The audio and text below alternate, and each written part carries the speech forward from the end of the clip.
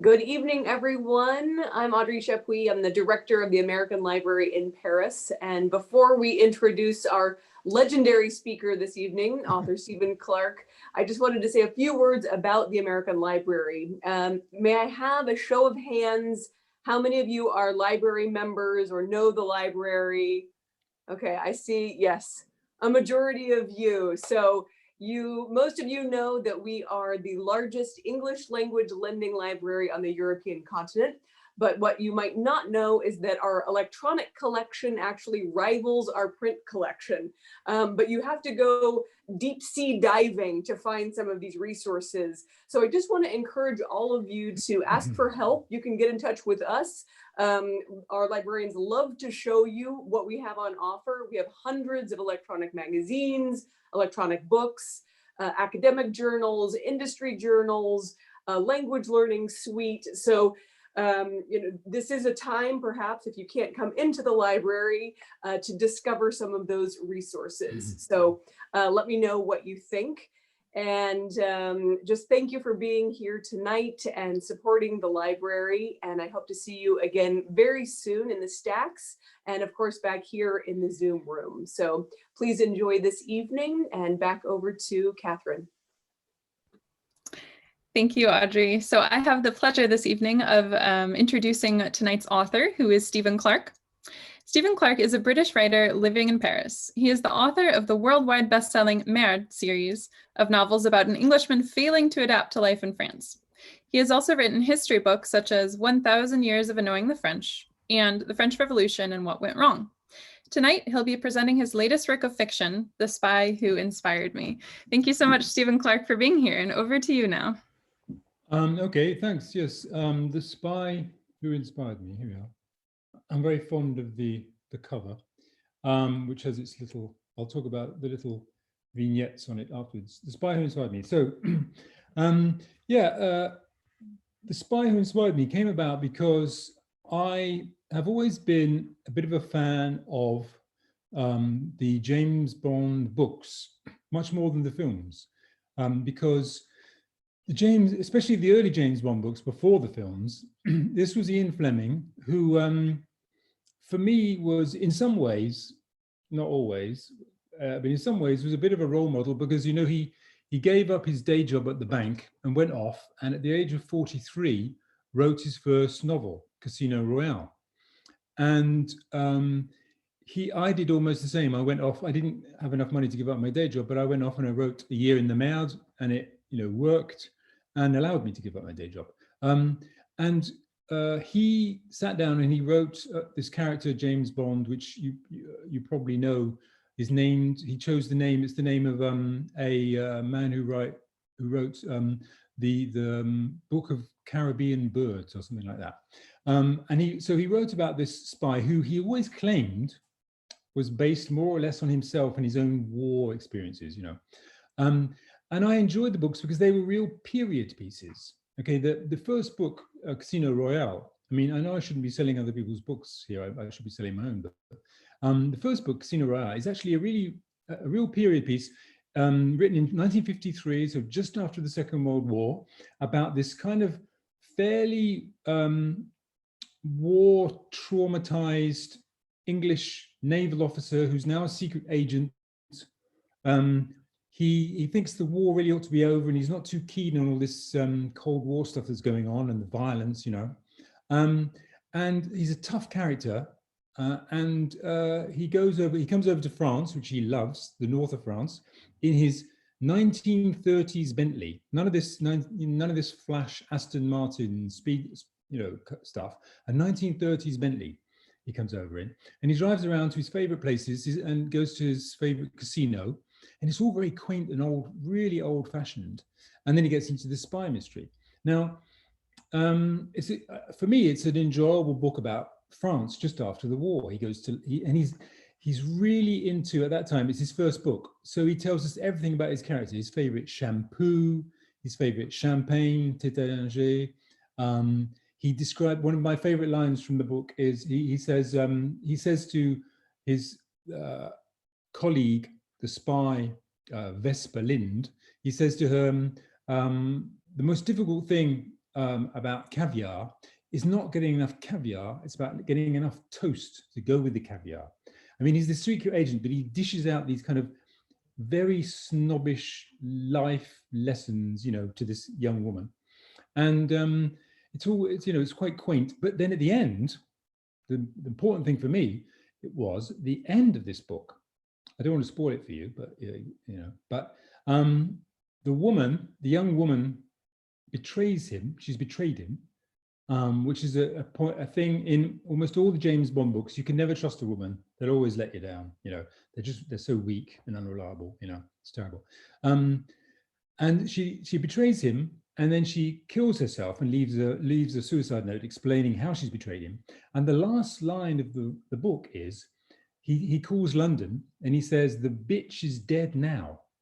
And I just thought, that's so violent. This is the woman he worked with, okay, who betrayed him for a very sentimental reason. The Russians had captured someone and were blackmailing her to help them, and she sort of gave in, to the blackmail. Otherwise, I think it was her fiance or brother, I can't remember which, but anyway, he was going to get killed. So, and James Bond had a love affair with her. He slept with her the night before, and now suddenly he's saying the bitch is dead now. And I just thought that's so violent, so macho, and kind of trying too hard, And so I've read quite a few biographies of Ian Fleming, and he always seems slightly suspect to me, because he sends this secret agent out into the field, but in fact he had very little war experience himself. He spent most of the war in an office in London in his very smart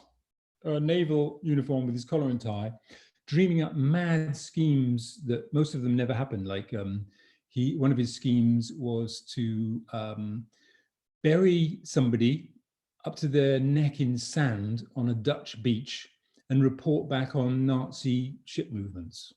Things like, he had all these weird ideas like that. Almost none of them ever came off. One of his only war experiences was watching the tragic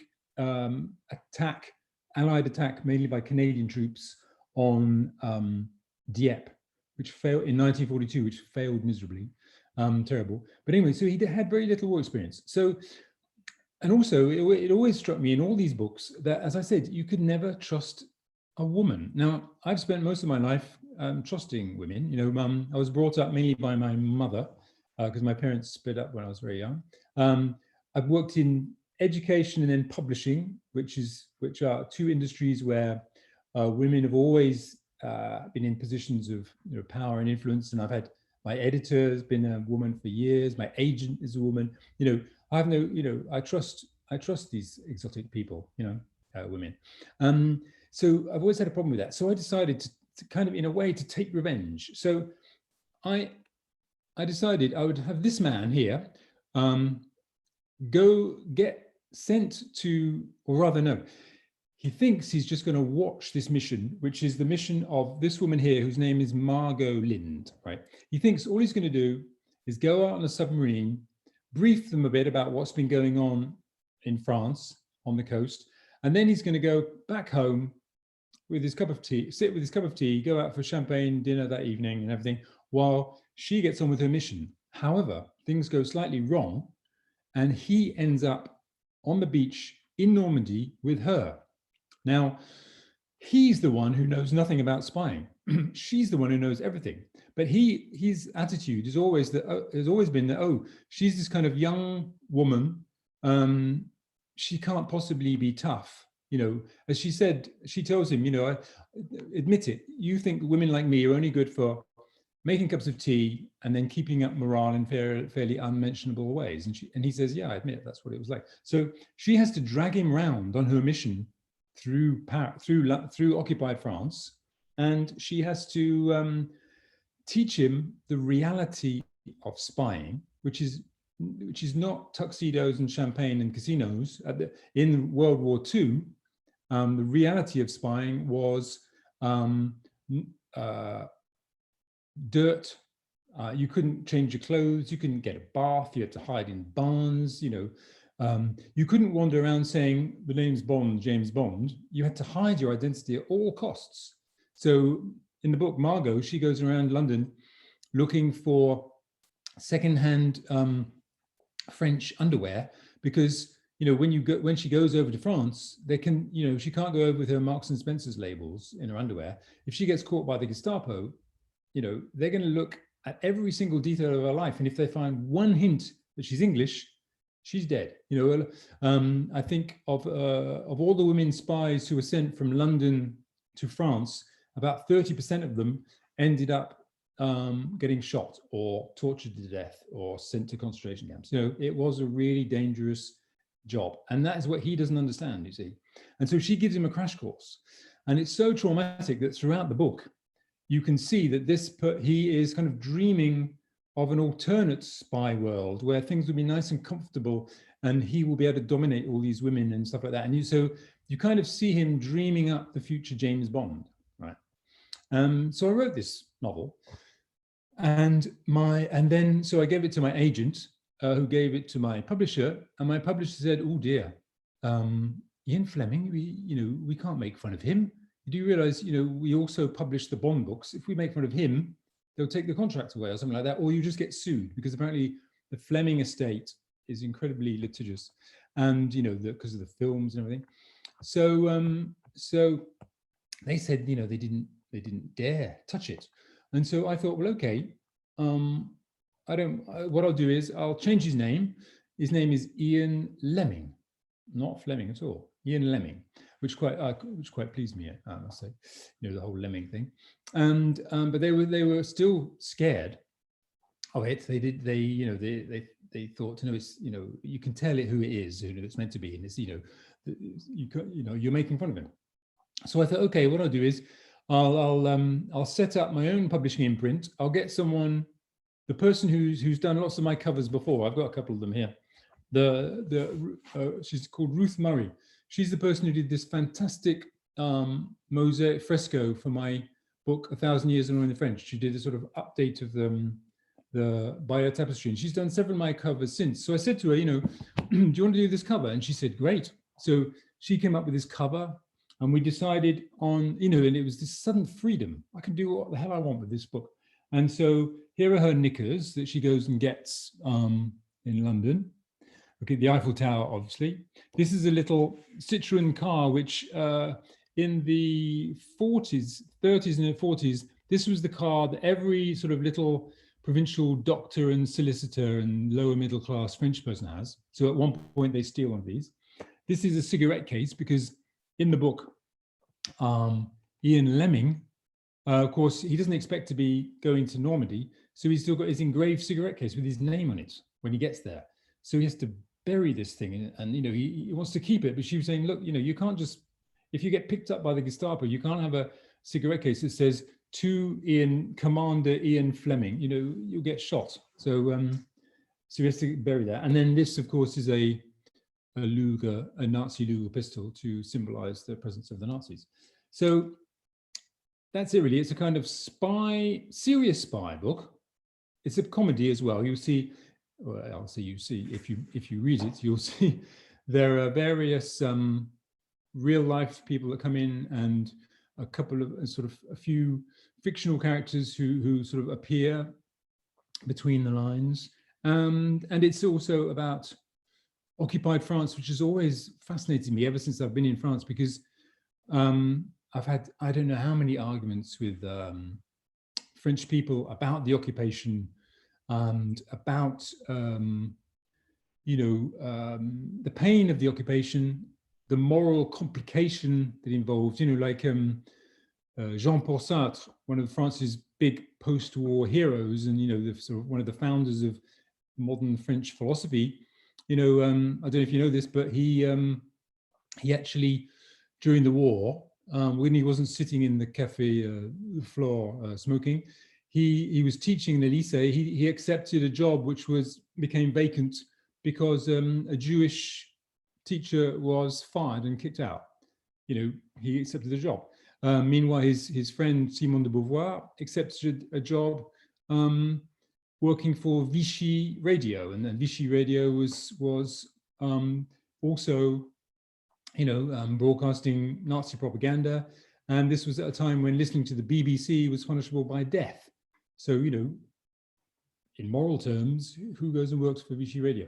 It's a really complicated moral time for the French. And as if you live here, or if you've been here a lot, you'll probably know that the French still have real hang-ups about it, which is why, just, you know, in my neighborhood here, in the 19th arrondissement, there've been, you know, when people get together in a bar for during lockdown for a kind of illegal party, and the police come along and say, you know, it's really not a good idea to be kissing each other without masks on, like after curfew or whatever, they they go on about how it's like 1940 all over again. As you know, they haven't understood what 1940 was really about and what actually happened during the war, because, you know, as I say in the book, you know, the Gestapo, if they caught you, they didn't say, oh, excuse me, you know, have you got your attestation? You know, do you have permission to be out? Maybe you could go home, please. You know, they sort of shot you or sent you to a concentration camp. But the occupation is still very much in people's minds. So in the book, I did a lot of research about how people lived, what France looked like. And so they go through, you know, there's a kind of, because this is my first historical novel, I kind of took my taste for sort of comedy novels and my taste for James Bond novels and my taste for French history, and I sort of mixed them all up in together. Is there, I mean, that's kind of basically what the novel is about. Are there any questions yet or anything? I just feel. Yeah, we've just got one for now. Do you want me to go ahead and read it? Yeah. Sure. So this one's coming in from Craig, who's wondering, why was Wodehouse living in Paris during the war? Yes. Well, in the novel, the characters come across someone who, in the first version of the novel, was called P.G. Wodehouse. But when I decided to make him Ian Lemming, I changed the name of this character to P.G. Brickhouse, to you know, very impenetrable camouflage. And it's true, P.G. Wodehouse was living in Paris in 1944 anyway. He was sent there, first of all, in fact, actually, this novel takes place up in the north of France between Dieppe and up towards the northeast, up to around Boulogne, that part of the French coast, which is where Casino Royale takes place. And it's a part of France that I know pretty well because I worked on up there on the museum, which is now the Centre Culturel de l'Entente Cordiale, which is the permanent collection at the Château de Ardelot near Boulogne-sur-Mer, which is fascinating little chateau, which is probably shut at the moment, but it's worth going to. The permanent exhibition is you walk in the front door and you're there, like you're with William the Conqueror. You go through different rooms and you end up in modern times at the Channel Tunnel. It was inspired by my book, 1,000 Years of Knowing the French. And the characters actually go to Ardelot in the book because it was quite an important place during the war because there's timber all around there. It was in the woods around Ardelot, but the woods on the dunes, just near these beautiful sandy beaches. The woods there, that's where Napoleon got his wood for building his invasion barges in 1805, which all sank, apparently. Wood must be heavy wood. And P.G. Wodehouse lived just down the coast from there in Le Touquet, and he had a villa there, which had a lovely joke name. It was called Low Water. Now, I assume it's a joke because low water, you know, in French, the word, one of the sort of really old-fashioned word for the toilet is les water.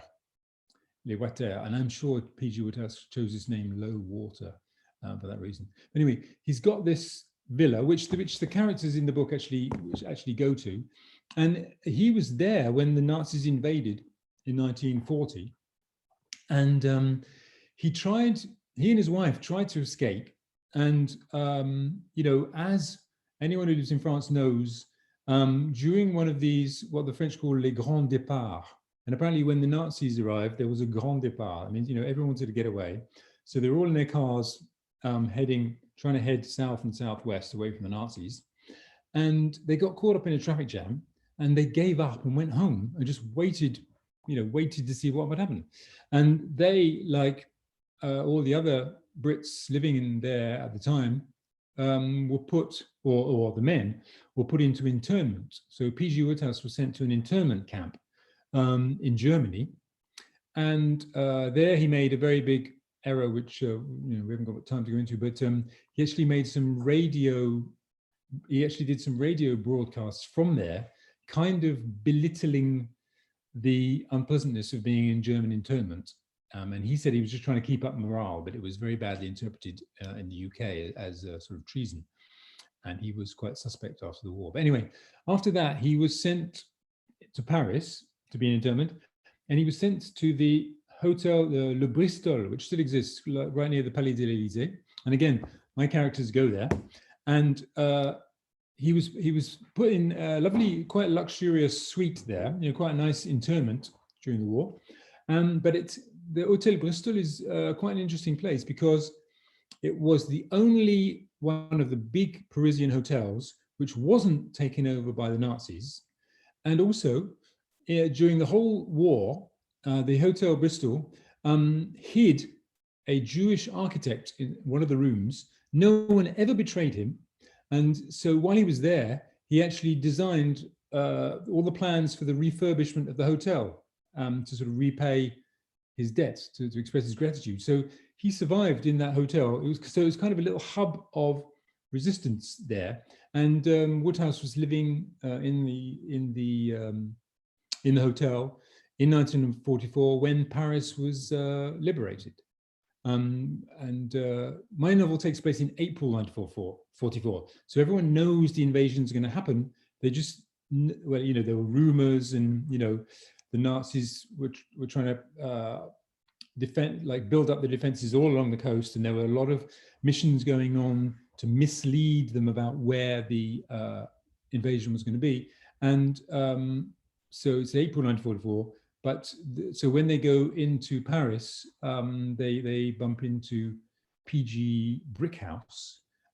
So I had a lot of fun doing some scenes where P.G.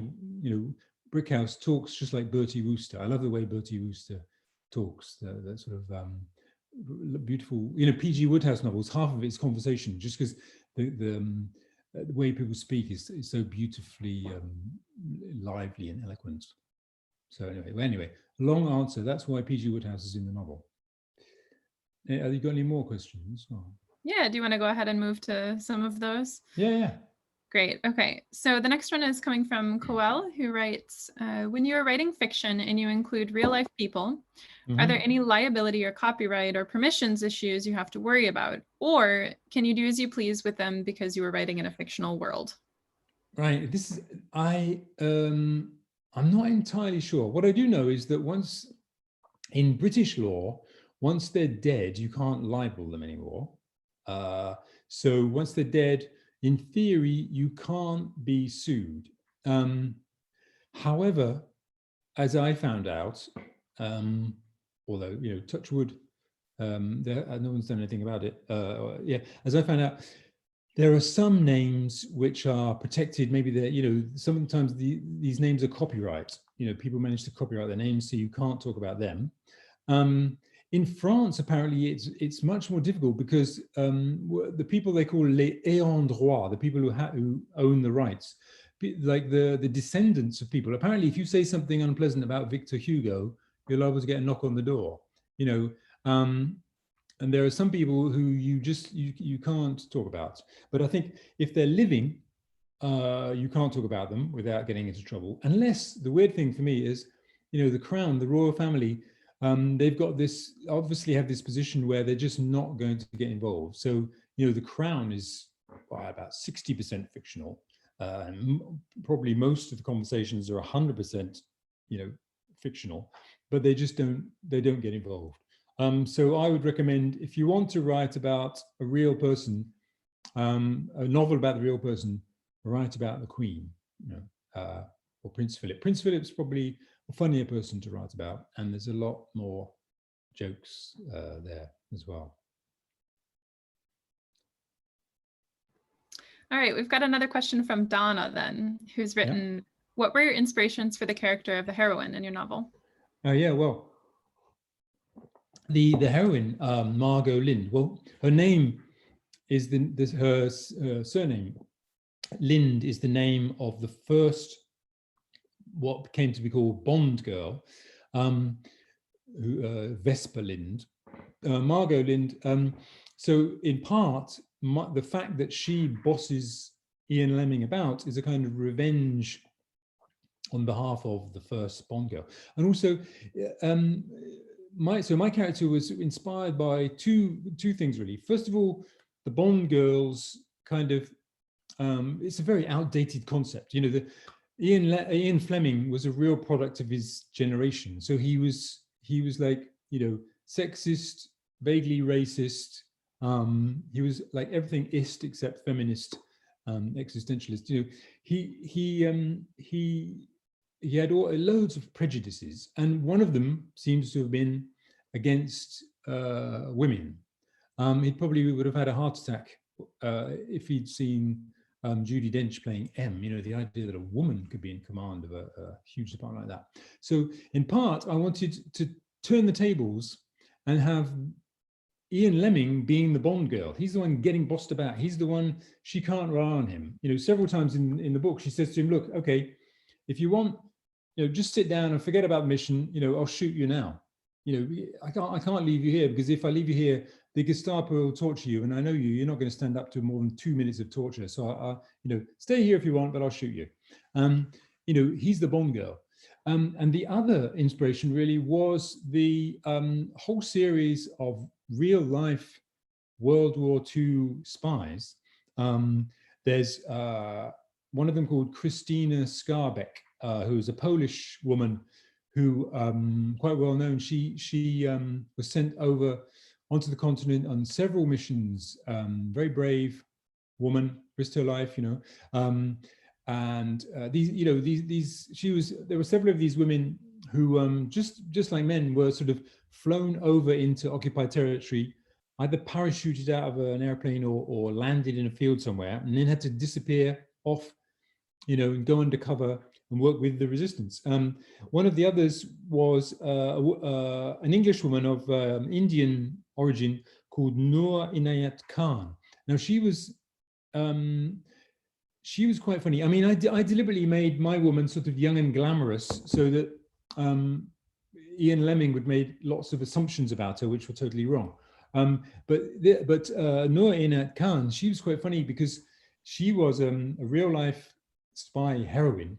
She was of Indian origin, and she's a bit like the woman that is in the film Spy. Was it Spy or Spies with Melissa McCarthy? You know, the young sort of dumpy spy woman agent that everyone thinks, oh, she's no good. She would be useless in the field. You know, and she turns out to be, you know, much better than Jude Law in the film.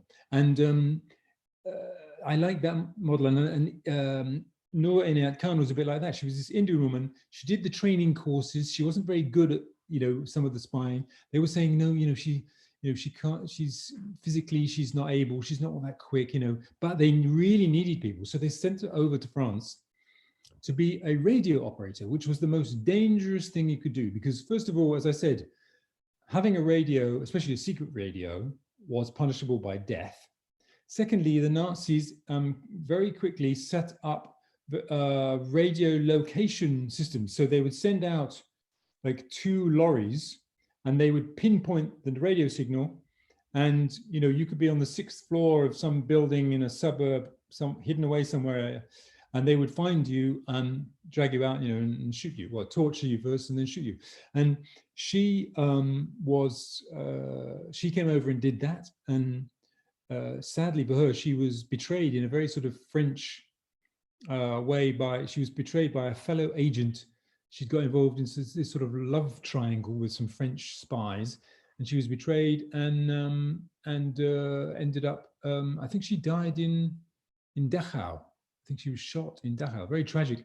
But, you know, so I was sort of partly inspired by these women who went over and did everything and more that the men were doing in their own very modest way. You know, They had to dress in civilian clothes, take on a fake identity, live 24 hours a day under the threat of being caught, tortured, and killed. And they were tough people. So, in my book, this Ian Fleming can't understand, or Lemming, sorry. Ian Lemming can't understand how this young, glamorous woman can possibly be sort of a tough, ruthless killer. But he sort of suddenly understands, well, she says to him, look, this is my job. This is, it may be weird for you, but this is what I am. There's in the introduction to the novel, I gave I sort of, the introduction is a little excerpt from the novel, and it says, it's the point when Ian Lemming kind of realizes what's going on. I'll read it to you. Lemming, they're in France. Lemming realized that he was genuinely scared of this woman, even though they were supposedly on the same side. She seemed to recognize the effect she had on him. I don't think you truly understand my job, Ian, she said. A secret agent in the field has only one duty. That is to survive long enough to carry out our mission. And we will do anything to achieve that goal. In that case, he said, don't you think you ought to have tried to... The fires in her eyes were burning again. Don't ever doubt me, she said. Don't ever accuse me of doing less than I possibly can for my mission.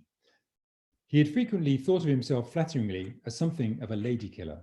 But this young woman was a genuine lady killer, a female assassin, a feminine bumper off, and he was seriously afraid that he might be her next victim.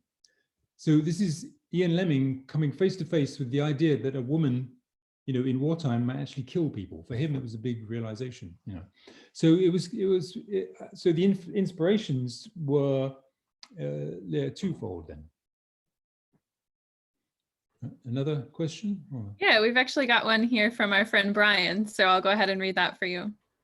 From a literary perspective, do you believe the Bond novels truly deserve inclusion in the Penguin Classics series? What is their literary merits? Right, is this Brian Spence, the book? It is indeed, yes. Right, Brian. Yeah, Brian at the Abbey Bookshop. He's kindly said that I'll go to his shop and sign any copies that people want to order after this talk. The Abbey Bookshop. So yeah, I think the Bond novels, the early ones, do have a definite literary merit. Ian Fleming did write sort of very economical, hard-boiled, direct English. In a way, my favorite English writers are the ones, apart from P.G. Wodehouse and Douglas Adams, who are sort of much more sort of flowery and verbose. I really like writers like Jane Austen, George Orwell, and who else? Graham Greene, who kind of tell it like it is. The language is straightforward, simple, nice short sentences. George Orwell even refused, I think, to use semicolons, which I've been bullied by my editors into using them. They've explained to me what they're for, but I don't like them very much. I think, either you carry on your sentence or you end it. Don't shilly-shally about. And George Orwell, Ian Fleming was a bit like that. Short, sharp sentences, doing what they're supposed to do. And also, he's very good at suspense and creating atmosphere, especially in Casino Royale, when I think Casino Royale begins with this lovely passage about how stale and unpleasant everything is at 4 o'clock in the morning when you've been up half the night gambling, smoking too much, which Fleming did, and drinking too much, and you sort of horrible taste in your mouth and you're all sweaty and unpleasant. It's really good sort of atmospheric stuff. The trouble obviously is with Fleming is that he would never get published these days, and also I don't know what the policy is on going back and taking the N word out of the books, and some of the attitudes. He's very, but Ian Fleming is all about, all Koreans are like this, all Bulgarians are like that, all black people are like this. He's quite sort of casually racist, but he created a genre, and he sort of prolonged the genre. There were spies like that before, the first 3 or 4 books I think are really well written. After, I mean, for me, like Man with the Golden Gun is pretty lame, and some of the others are a bit lame. But the early ones, I think, do have literary merit. Yeah. Great, fair enough. So we do have a couple more here. I'll get right to it with another one from Coel, who's written, do you write with an audience or reader in mind, or do you write purely for yourself? Or is it because you have a story you're bursting to tell? Well, I personally am quite, as you can probably tell, I quite enjoy listening to myself talk, or I quite enjoy listening to myself think and sort of exchanging ideas with people, but also, expressing my ideas. My basic attitude to life is I'll talk until someone contradicts me. So, I'll say what I think. And if someone says, oh, no, I think you're wrong, maybe it's this, not that, I'll sort of, okay, well, let's talk about it. So I think I'm quite opinionated, which helps if you're a writer. But I do have ideas for stories coming out of my ears, and they've got a kind of backlog of them. Some of them completely unsaleable, especially according to my agents, because if you're a published writer, almost as soon as A Year in the Mad was published, my the editors were saying, okay, well, where's book 2? Which, as it happened, was no problem because I was already writing book 2. I love the hero, but the funny thing was, when I finished A Year in the Mad, 1,000 Years of Knowing the French, they were saying, like, okay, where's book 2? And I said, well, you might have to wait 1,000 years, but I do have stories, loads of ideas for stories, which I like to get down on, on paper. Do I think of an audience? Yes and no. I'm always conscious. I always kind of think that like I said, I like writing which is clear. I don't believe personally that if it's hard to read and understand, then it's a good book. I think if you've got something to say, just say it. It's like pop music. I like a really good pop melody more than I do sort of. I'm trying to think of like Stockhausen. I like melodic music, because I think music is about melody. Writing is about words and sentences and ideas, and I like to get the ideas across. So I do think about readers in the sense that I want them all to share and enjoy what I'm saying. I want, like, if I think of it, what I think is a good joke, I try and structure it so they'll get the joke. So it's not just my private joke, that I hope they'll get the joke. I think also when I read a book, I quite often read bits of it aloud to myself or in my head to make sure that it flows. Because I think if it sounds, when you read it, as if it's flowing, then I think the eye does the same thing and kind of speaks to you as you're reading. And so, I don't want sentences which are 5 lines long. I quite like the idea of, short. I use lots of paragraphs. And so I have to, sometimes I have to fight with copy readers who cut out paragraphs. So they sort of, I might have a 3-line paragraph and a 2-line paragraph and a 3-line paragraph, and they'll take out the returns to stick it in, save space. No, I don't want that. I want, if I choose to start a new paragraph, it's because it's a new idea, and I want the reader to have a tiny pause before they go to the next sentence. And it's the same. I get into trouble with my copy readers because I use a lot of the long dash. Here's one. I just, I opened a page at random. There's one there, because I think that the eye, it sees part of a sentence, and you have a long dash before the next part of the sentence, and your eye and your mind take a tiny pause before carrying on to the next thing, and they kind of enjoy the first bit and then get to the next bit. And so I do, in that sense, I do think of the reader quite a lot. In the same way, I suppose, as someone who's making a record, they want all the sounds to be heard. They want, at some point, a harmony. It's for me, I don't like the idea of these novels where, there's no punctuation or something, and it's a real, Ulysses. I have a lot of trouble with half of Ulysses because I just think, did he really need to bother, which is a very Philistine thing to say, but some of it's just too dense for me. And Finnegan's Wake, I can't read it. So I'm a bit of a sort of pop writer, I suppose. But I mean, it's not. I hope it's not unintelligent. Why I write? It's I don't try and talk down to people and make it sort of dumb the books down. I hope they're kind of, you can get intelligent ideas across in a sort of enjoyable way. And actually, that's what lots of people say to me about the history books. They say, you made this history sort of lively and interesting. That's because I had to make it lively and interesting to myself before I wrote it. So yeah, I do believe in thinking about having kind of respect for your reader and hoping that they will actually enjoy what you're writing. Great. Well, I'm going to move to a sort of wild card question here, because this one looks really fun. So this is from our own Boyan, who's working at the library as a librarian. So he's writing, in the book Paris Revealed, you mentioned that you like to order the salade chèvre chaud to test the quality of the restaurant. Are you missing eating salade chèvre chaud since the restaurants are closed? Well, I make it myself, obviously. But it's true, my test of a cafe, not so much a restaurant, but more Parisian cafes.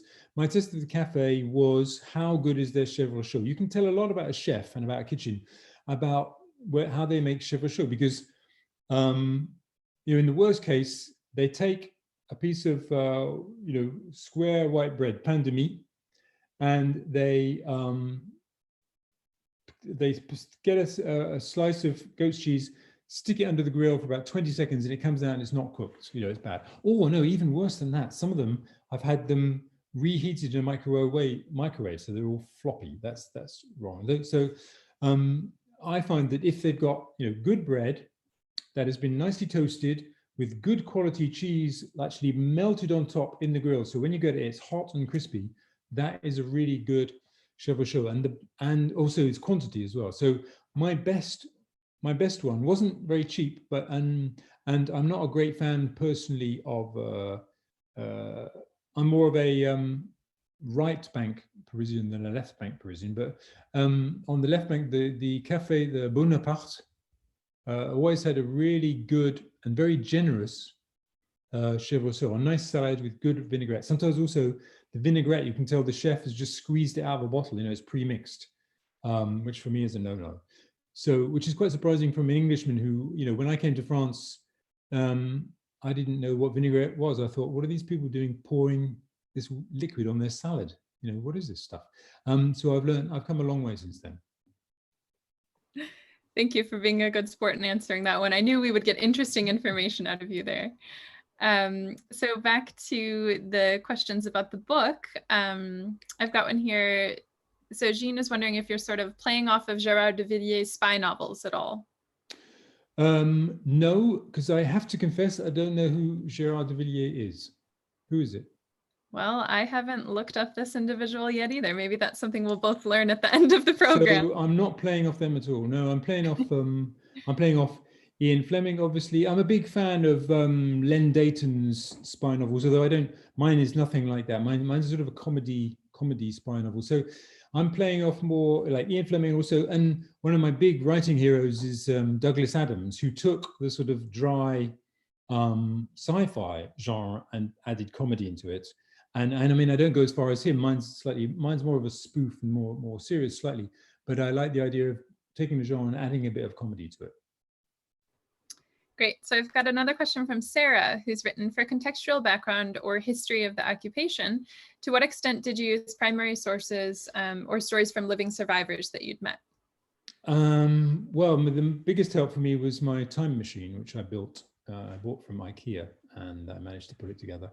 I mean, I can't count how many conversations I've had over the years with people who lived through the occupation, who, told me stories like, I mean, they told me stories about what they ate and there wasn't to eat.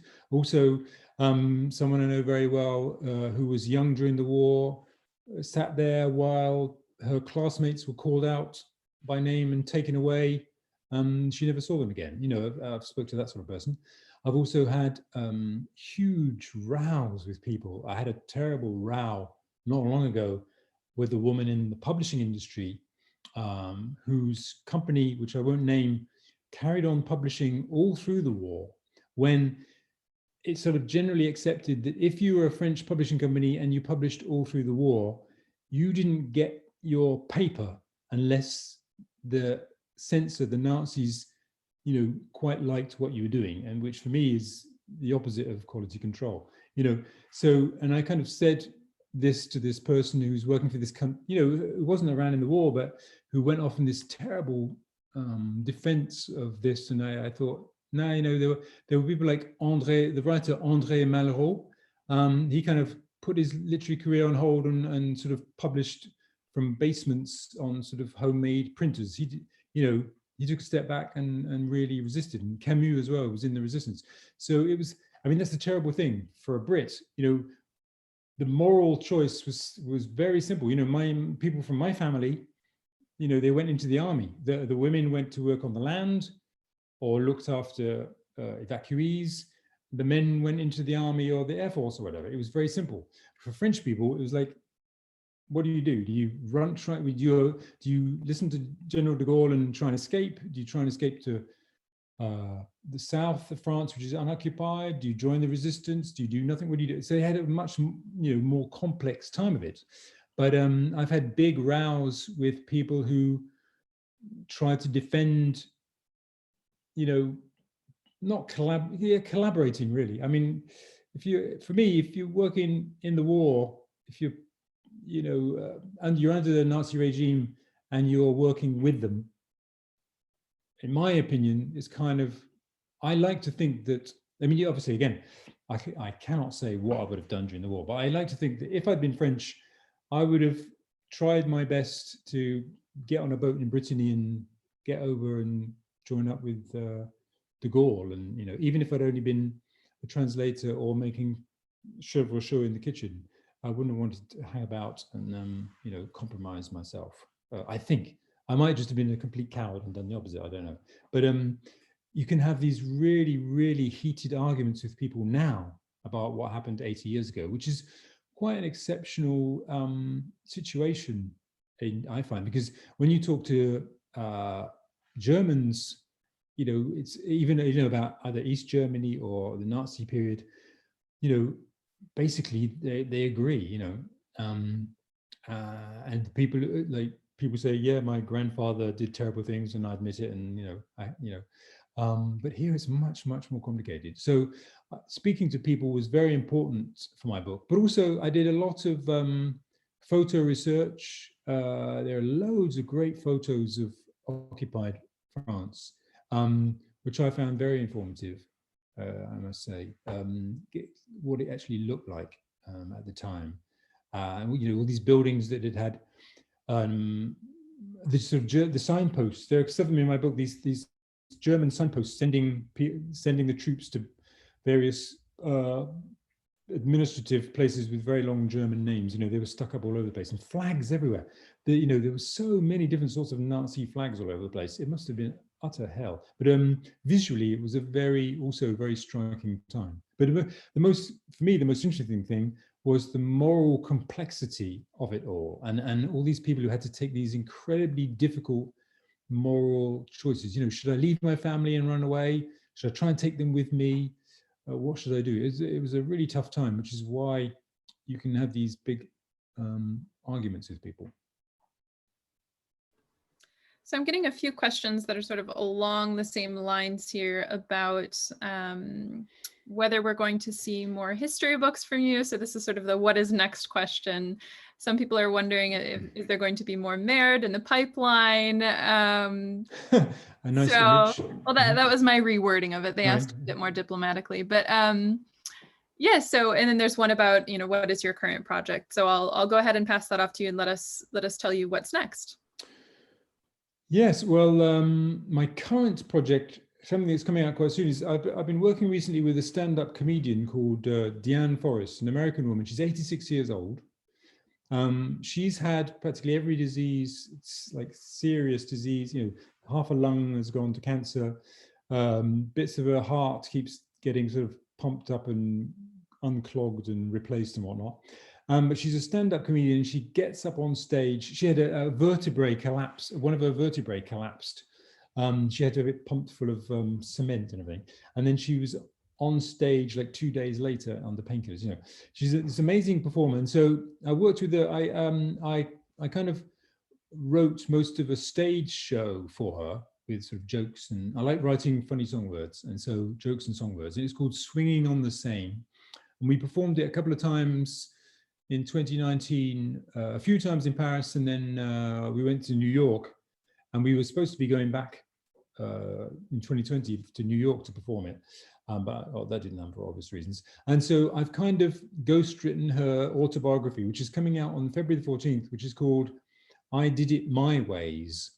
And it's quite, it's a fun story. It's about this sort of prudish young woman growing up in Boston in a very traditional Jewish background, who got married way too early to a rather unpleasant man, and then divorced him and went completely nuts, and came to Paris in the 60s, and suddenly discovered strips clubs, swingers clubs, everything. She sort of found a girlfriend who was the second ever female bus driver in Paris. She lived this crazy life. And she was a cabaret performer, a pianist. And then she turned to stand-up comedy. So that's coming out. So I've sort of ghostwritten her life story with her, for her, you know. I've kind of novelized it for her. I Did It My Ways. That's coming out on February the 14th. And then another thing I'm doing, I'm working on a treasure hunt, which is called the treasure hunt of the Anton, Cordials or something. I've written the historical chapter in this book, which is coming in April, which is about a treasure hunt to find a gold casket that was presented by King Edward VII to French President Émile Loubet in 1906. So that's quite fun if you're into treasure hunts. And then I've just written the first draft of a new consignment of Merde, and just the first draft. And that is about a sort of semi-topical subject, not lockdown, because I think there's going to be 500,000 lockdown books. It's where the hero Paul West gets into more trouble in Paris. I can't give any more context than that, but there's lots of sort of he gets involved with these people in these weird startups who are inventing these wonderful things in Paris, you know, because there's loads of these startup incubators in Paris now, which are full of these slightly mad French young entrepreneurs. You know, George W. Bush once famously said, there's no word in French for entrepreneur, which I think is one of the best things an American president has ever said. It's so wrong in so many ways. And so sort of Paul West is part of the novel is him exploring that. But anyway, that's just the first draft stage at the moment. Because one thing I find about lockdown is, if you're like me, you know, you've got nothing to do apart from get all these ideas you've had for ages down, you know, on your screen, you know. So I'll be, you know, getting into the second draft of that soon. That's great. Yeah, thank you for sharing about that. You've got some people who are celebrating that there will be more Merde. So we're all excited for the next one, I think. Right. Well, that's probably all about the time we have tonight. I'll conclude by saying a few words about the library and also showing a short video tonight. That's something new that we're adding. But thank you so much, Stephen. This has been so lovely to get a chance to hear about your new book and to just sort of check in general. You're one of our very favorite guests on Evenings with an Author. So thank you for taking the time to speak with us. It's fun. No, it's fun for me. And also, so I just said, you know, if you do want to read this, I mean, obviously you can get it online from famous people, but famous online booksellers. But Brian, you know, small independent bookshop, Abbey Bookshop. I've said I'll go in and sign some copies for him, you know, so I can personalize them if you want. That's great. Thank you. Yeah, I've gone ahead and linked the Abbey Bookshop's web address in the comments. And also Brian had added, sorry, let me just find his comment, that you can prepay a mail order on the site or send a request as a book inquiry, or even just call the shop. So that gives us a number of ways to get a hold of the book locally. And then of course you can find it many other ways on Google or on other larger companies, let's say. So thank you, Stephen. Okay, thanks. So I wanted to remind everybody, Audrey said a few words about the library in the beginning, and just to close with a reminder that we are a nonprofit organization and we do welcome donations. If that's something that you're interested in, if you'd like to support the library, you can go ahead and click on that link that I sent out. It's just above the Zoom link in the email. And you can donate whatever amount you'd like. Traditionally in person, we would welcome about 10 euros per person per event, but any amount is obviously great. So thank you for considering that. And if you'd like to find out about other events that we're doing this month and next month, a lot of them have already been posted on the homepage and on our programs calendar, and you can go ahead and sort of shop around and see what you might like and sign up in the same fashion that you did for this event. So I will now play our video, and you guys can stay and watch this if you'd like. You can chat together. I won't be able to see the chat box once I press play here, but I hope you enjoy this video introduction to the library. It was produced by our sponsor for Evenings with an Author, Grow at Annenberg.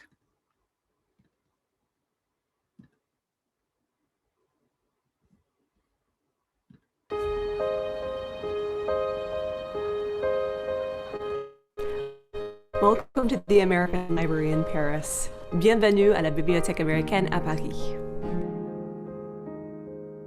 Well, the greatest thing about the library for me is the way it brings people together. The library is not just this quiet place where people sit in a corner and read. It's an anchor. Libraries are not just places with books, they're places for community, they're places to meet, to study. It's a cross-cultural touchstone, an anchor for a global community of users from over 60 different countries, and a venue where literature lovers can come together, meet, and exchange meaningfully. The American Library in Paris is really one of the most significant lasting legacies of the Library War Service.